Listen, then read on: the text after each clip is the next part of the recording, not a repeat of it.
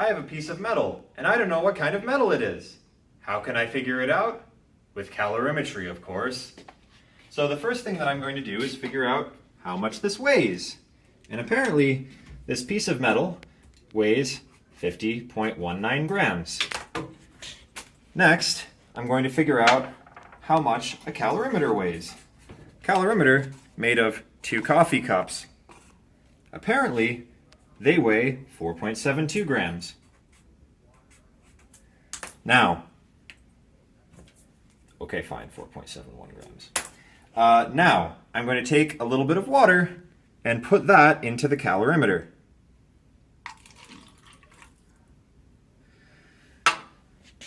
And together, they weigh 74.69 grams. So what we're going to do is we are going to take this piece of metal, heat it up in water, and eventually it's going to get super hot. It's going to get to 100 degrees Celsius. How do I know this? Because the water will be boiling at 100 degrees Celsius, so this will heat through at 100 degrees Celsius. And that's going to be my initial temperature of the metal cylinder. It's going to be exactly 100.0 degrees Celsius. So what I will do is safely put this piece of metal into the water and wait a little while until it boils.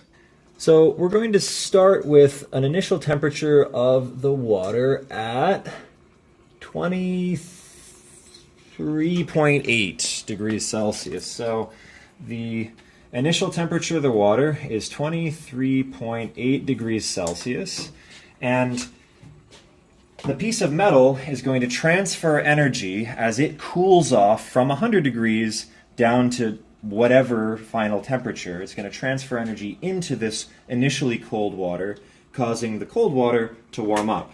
Let's see by how much it changes.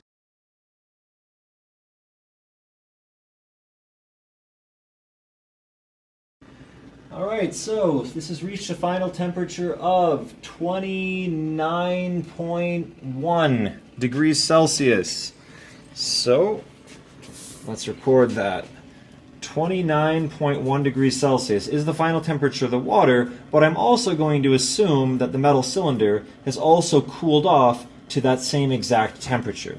So this is all my primary data, the data that I've taken directly from thermometers and from the balance, and I'm going to process this primary data in my secondary data table. So the mass of water that I had that is absorbing heat, well, that's going to be the mass of calorimeter plus H2O minus the mass of the calorimeter. So if I take the difference between these two, I find out that it is 69.98 grams.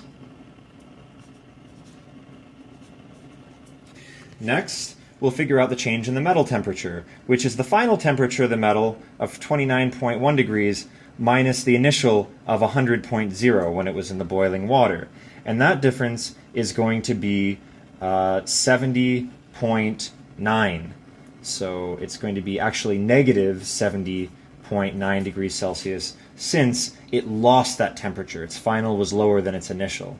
We'll check the difference in the water temperature by taking the final temperature of 29.1 degrees Celsius minus the initial of 23.8, and what we get is plus 5.3 degrees Celsius. Next, we're going to find the heat change of the water. So how much heat did the water absorb? For this, we use Q equals mc Tf minus Ti, also known as delta T, the change in temperature, which, if we take the mass times C, which for water is 4.18 joules per gram degrees Kelvin, or Celsius, times that change in the water temperature, which is 5.3 degrees Celsius, that's going to come out to 1,550 joules.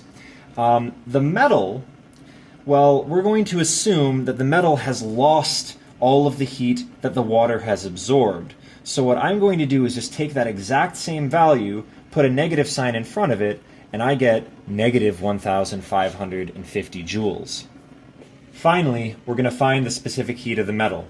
And again, we're going to use Q equals mc delta T. If I know the mass of the cylinder, the metal cylinder, is 50.19 grams, I don't know what C is.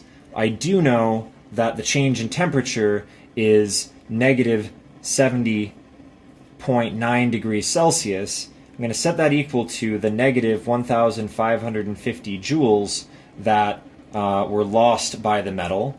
And if I ultimately solve for C, what I'm going to get is that C is equal to 0.436 joules per gram degree Celsius. Now, that's pretty close to the actual specific heat of steel, so I could use this process to figure out, oh, this is probably steel.